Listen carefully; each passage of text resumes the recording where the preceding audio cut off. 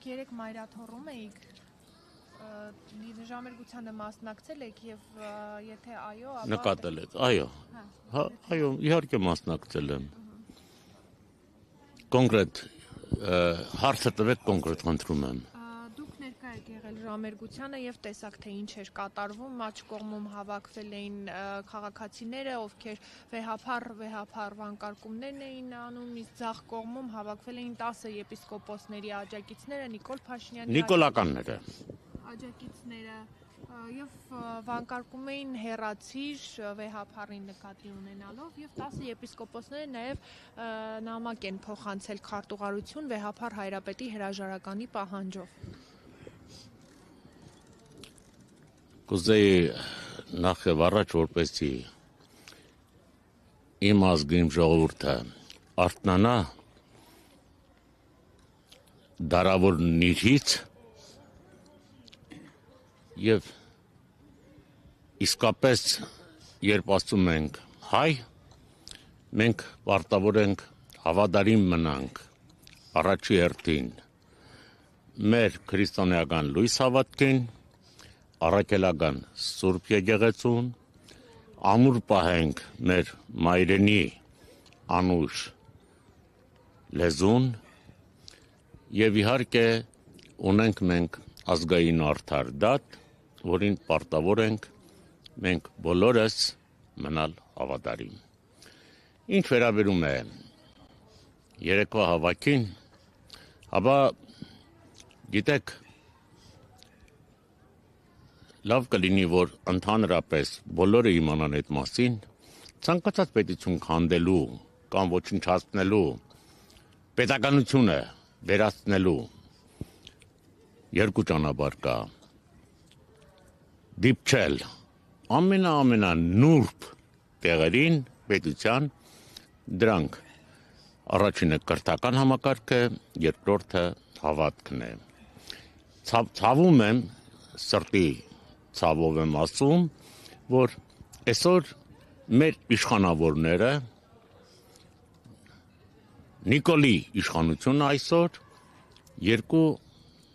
համակարգն էլ այսպես ոչնչացրել է կարելի ասել, ուզում է ոչնչացնել, բայց չի հաջողվելու դա, միանշանակ չի հաջողվելու։ Եթե, գիտեք ինչ, դարձյալ ցավով եմ ասում, Մաշտոցի նման մարդուն, որին սրբերի շարքն է դասել հայ ժողովուրդը, նման մարդուն էլ գող ու ավազակ անվանել, ասել, հրաժարվել, որ մենք հայերս ինքը չի, որ այբուբենի ստեղծողն է, տարեր չենք ունեցել, ինքը չի ստեղծել,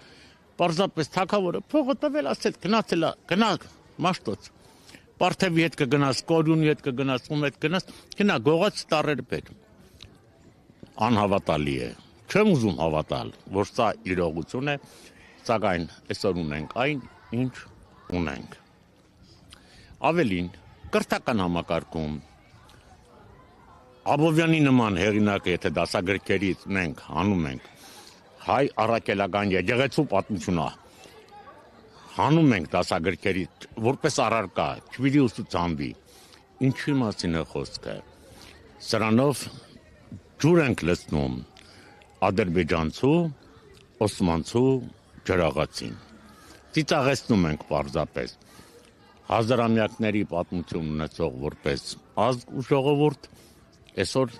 ցավով եմ ասում, որ կանգնած ենք նման փաստի առաջ, սակայն ունենք այն, ինչ ունենք, պիտի խոստովանենք։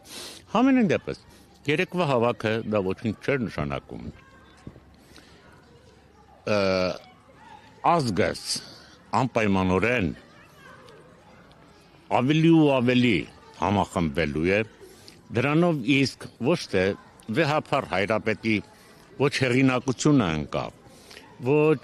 հավատքում կատարվեց որևէ խարխլում կամ մյուս, պարզապես ավելի բարձրացավ վեհափառ հայրապետի հեղինակությունը, իսկ թող բոլորն էլ իմանան, որ աշխարհասփյուռ հայությունը հայ առաքելական եկեղեցու կողքին է, ճատագոմն է առաքելական եկեղեցու, ջատագովն է